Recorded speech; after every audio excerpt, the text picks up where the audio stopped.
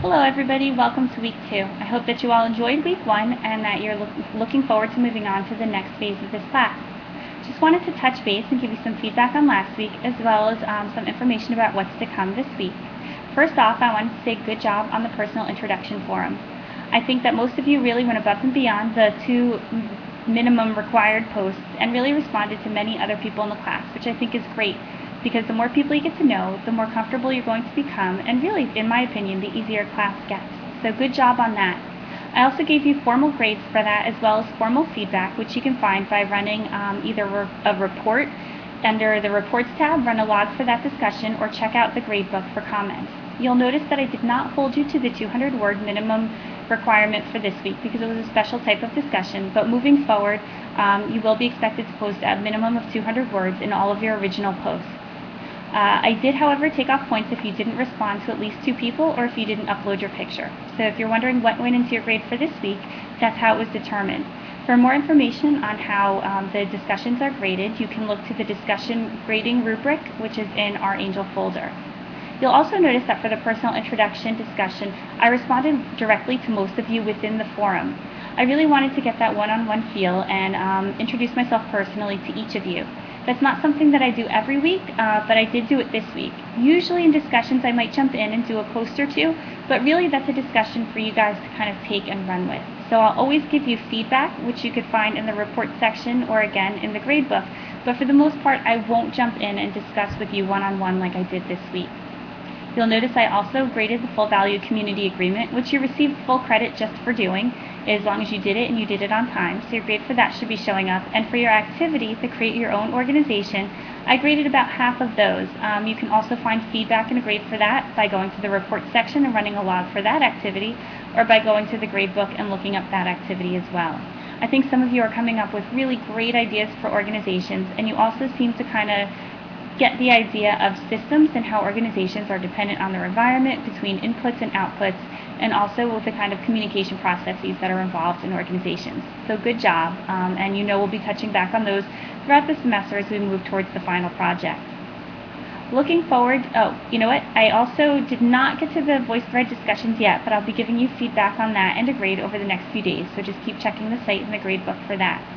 Moving on to this week, we're going to narrow down our view just a little bit, moving away from the big questions like what are organizations, what is communication, and kind of look at different management paradigms throughout the last 130 years or so. So we're going to start with scientific management and work our way all the way up to kind of like situational leadership, situational and contingency theories, as well as looking at different frames for organizations.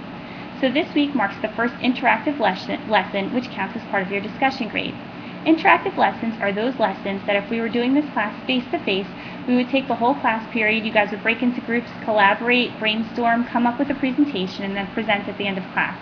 Since that's kind of hard to replicate online, I have you guys either working alone, if that's your preference, or working in pairs, if that's your preference, and kind of brainstorming on the different management paradigms as defined in the book, and then creating a PowerPoint presentation which you send to me by Wednesday night, and then at midnight, and then I turn it around into a lesson that uses your own words for you guys to review Thursday through Saturday.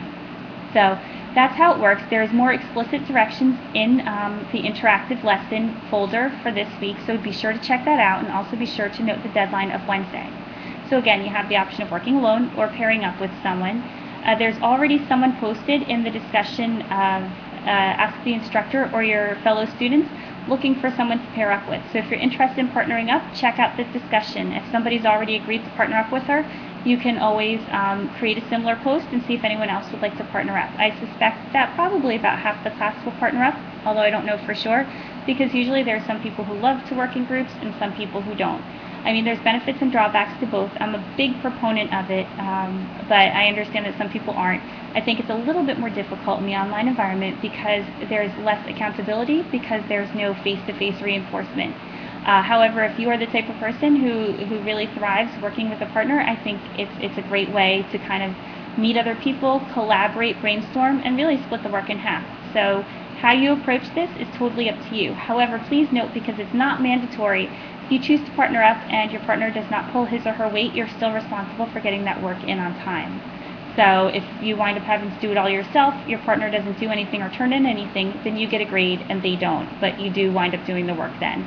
So it is up to you. Just be sure to read through all the instructions and figure out what you want to do and make sure that that's handed in by Wednesday.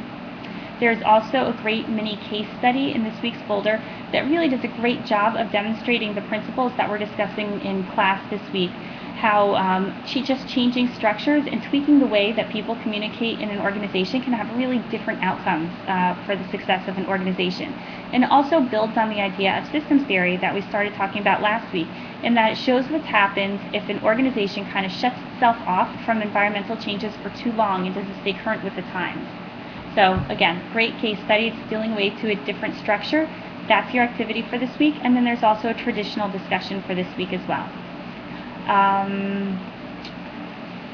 I guess that's it. I thought there was something else I wanted to tell you, but I think that's it for now. So have a great week, and I will talk to you soon.